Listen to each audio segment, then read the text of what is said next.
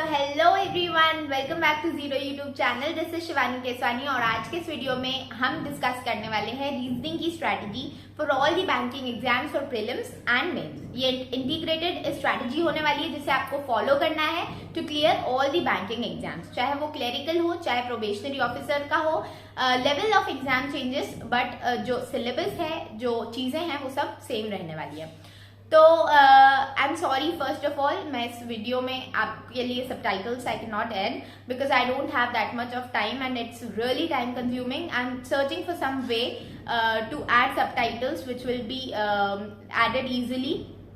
So I'm going to keep this video in bilingual format. Hindi में भी बोलूंगी और इंग्लिश में भी, so you'll be able to understand what I mean to say. Okay, so let's get started without any further delay.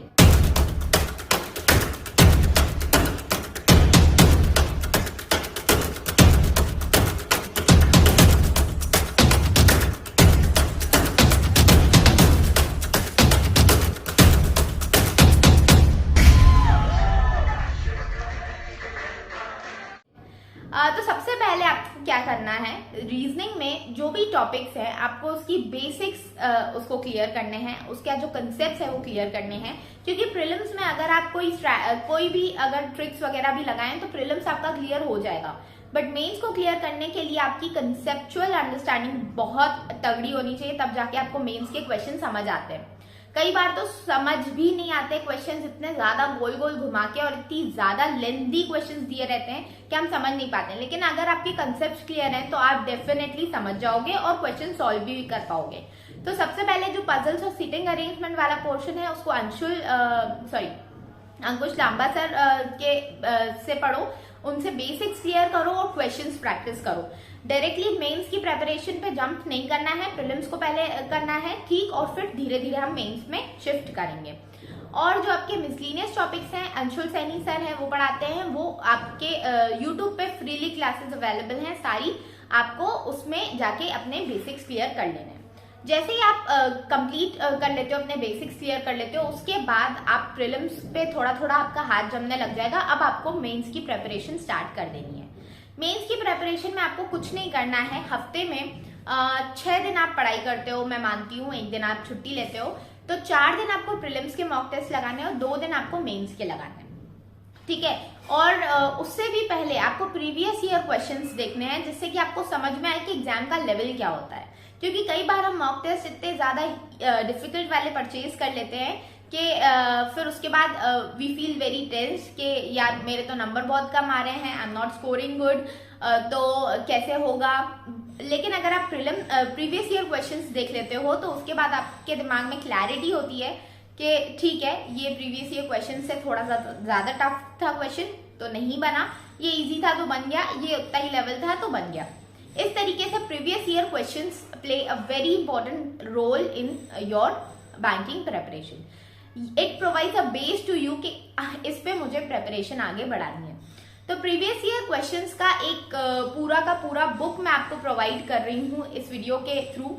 ये recommendation है मेरा, आप परचेज करना चाहें तो बिल्कुल परचेज कर सकते हैं। डिस्क्रिप्शन में आपको लिंक मिल जाएगी।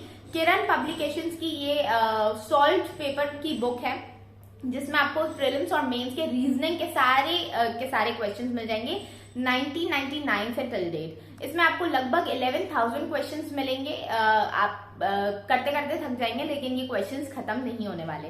इसमें आपको सारे जो भी टॉपिक्स हैं सबके आपको क्वेश्चंस मिल जाते हैं, चाहे वो अल्फाबेट हो, सीरीज हो, एनालॉजी हो, ब्लड रिलेशन, डायरेक्शन डिस्टेंस और कोडिंग डिकोडिंग, आपका सिंबल्स, सिलोजिज्म और आपका रैंकिंग अरेंजमेंट, सेटिंग अरेंजमेंट, सारी चीजें। और सबसे इंपॉर्टेंट चीज जो होती है वो आपकी क्रिटिकल रीजनिंग के क्वेश्चन, जैसे कि conclusion, inferences, assumptions, problem solving, ये सारे कोर्स ऑफ एक्शन वगैरह भी इसमें है। डेटा सफिशिएंसी के क्वेश्चंस भी हैं। यहाँ पे आपको दिखाया गया है कि किस साल में किस टाइप के क्वेश्चन ज्यादा पूछे गए, जिससे कि आपको एक आइडिया लग जाता है कि किस टाइप के क्वेश्चंस एग्जाम में आते हैं, मुझे किस पे फोकस करना है। आप यहाँ पे देख सकते हो एसबीआईपी और आईबीपीएसपीओ सारे क्वेश्चंस आपको दिए गए हैं टॉपिक वाइज कि किस टाइम में कौन से वाले ज्यादा क्वेश्चंस आए, ठीक है। इससे आपको क्लियर हो जाता है कि ठीक है, मुझे इस टॉपिक पे ज्यादा फोकस करना है और इस पे कम। अब देखो ये जो है इसमें बहुत सारे क्वेश्चन है, आप इसकी बुक की पेजेस देख सकते हो, इतनी मोटी बुक है ये। तो आप अगर इस बुक को परचेज करते हो इसमें आपको बहुत सारे क्वेश्चंस मिल जाते हैं, आप क्वेश्चंस करो और उससे आपको एक आइडिया मिलेगा कि what is the level of exam, difficulty level क्या है। तो फिर आप जब पढ़ाई करोगे तो वो आपके लिए इजी रहेगा। आप जो वहम होते हैं उनमें नहीं जियोगे, आपको पता होगा कि हाँ ठीक है इस मॉक टेस्ट में इतने सारे क्वेश्चंस थे जो कि एग्जाम लेवल से ज्यादा ऊपर थे, इसलिए मुझे नहीं बने। तो आप बिल्कुल क्लियरिटी आपको मिल जाएगी कि ठीक है मुझे डिसअपॉइंट नहीं होना। और मॉक्स के स्कोर से तो डिसअपॉइंट होना ही नहीं है। You don't have to be disappointed by seeing your mocks. आप मॉक्स में प्रैक्टिस करने के लिए आप मॉक्स दे रहे हो, ना कि फर्स्ट आने के लिए या टॉप करने के लिए, इन चीजों के लिए आप नहीं दे रहे हो। तो आपको मॉक्स से पहली चीज डरना नहीं है, मॉक्स देने हैं, बहुत सारे मॉक्स देने हैं और उनके स्कोर से आपको सीखना है, ना कि आपको अपने आप को जज करके डिसअपॉइंट होकर बैठ जाना है। बेसिक्स क्लियर करके प्रीवियस ईयर क्वेश्चंस लगा के फिर आपको मॉक टेस्ट लगाने हैं। पहले आप प्रीवियस ईयर क्वेश्चंस लगाओ बहुत सारे, उसके बाद आप मॉक टेस्ट लगाओगे तो आपके दिमाग में पूरा समझ में आ जाएगा कि हाँ मुझे किस लेवल पे पढ़ाई करनी है। क्रिटिकल रीजनिंग एक बहुत ही इंपॉर्टेंट रोल प्ले करेगी आपकी पढ़ाई में, क्योंकि प्रीलिम्स में तो रीजनिंग इजी होता है, इजियर साइड पे होता है, लेकिन अगर मेंस में देखें तो इट इज क्वाइट डिफिकल्ट। ठीक है, फिर हमें लगता है कि यार अब क्या बचाएगा हमें। अगर क्वेश्चन टफ आ जाते हैं तो फिर आप क्रिटिकल रीजनिंग को करके सॉल्व करके आगे बढ़ सकते हो। क्रिटिकल रीजनिंग के लिए I have already told you कि रीड न्यूज़पेपर एडिटोरियल्स, उससे आपकी क्लैरिटी होती है, अंडरस्टैंडिंग आती है, लैंग्वेज समझ में आती है and you are able to make choices कि कौन सा कोर्स ऑफ एक्शन यहाँ पे सही रहेगा, कौन सा स्टेटमेंट एंड अजम्पशन, वो सारी चीजें आपको समझ में आने लग जाएंगी। मैंने क्रिटिकल रीजनिंग के लिए अलग से कुछ भी पढ़ा नहीं है, कोई क्लासेस नहीं ली हैं, सिर्फ न्यूज़पेपर एडिटोरियल्स पढ़ के ही मेरे सॉल्व हो जाते थे और I got many of them right. ऐसा नहीं है कि गलत गलत मैं टिक कर देती थी। तो इस तरीके से आपको पढ़ना है।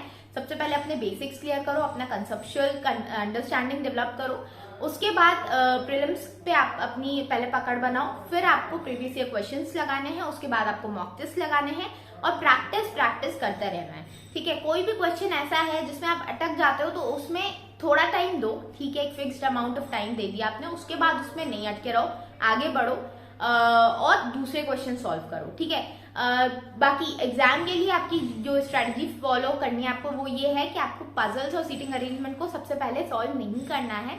आपको पहले मिसलिनियस क्वेश्चंस करने हैं, जिससे कि आप अगर किसी पजल में अटक गए तो आप डीमोरलाइज हो जाते हो और फिर आगे नहीं बढ़ने की इच्छा होती है। तो सबसे पहले आप दूसरे क्वेश्चंस करो, अपना मोटिवेशन इंक्रीज करो और फिर जाके आप अपने पजल्स वगैरह लगाओ। ये सिंपल सी स्ट्रैटेजी आपको फॉलो करनी है, यही है इंटीग्रेटेड स्ट्रैटेजी। आप सिर्फ प्रीलिम्स के क्वेश्चन सॉल्व करते रहोगे तो सिर्फ प्रीलिम्स तक ही अटके रह जाओगे। हमेशा जिन लोगों का प्रीलिम्स क्लियर हो जाता है, मेंस नहीं क्लियर होता है, उनकी यही दिक्कत होती है कि वो लोग प्रीलिम्स के तो क्वेश्चन इतने सॉल्व करेंगे, मेंस के वो सॉल्व ही नहीं करते हैं। तो इस बुक में आपको प्रीलिम्स प्लस मेंस दोनों के क्वेश्चंस मिल जाएंगे। सॉल्व कीजिए, बहुत सारे क्वेश्चन सॉल्व कीजिए जितने आप कर सकते हैं और समझिए कि क्या एग्जाम का ट्रेंड चल रहा है, किस तरीके से क्वेश्चंस का लेवल बढ़ रहा है। आने वाले सालों में आपको समझ में आ जाएगा और आप इसी अटेम्प्ट में 2022 के अंदर ही आप बैंक जॉब ले पाएंगे। ठीक है, फिर मिलते हैं अगले वीडियो में। तब तक के लिए take care, keep studying and be stay healthy. Bye bye.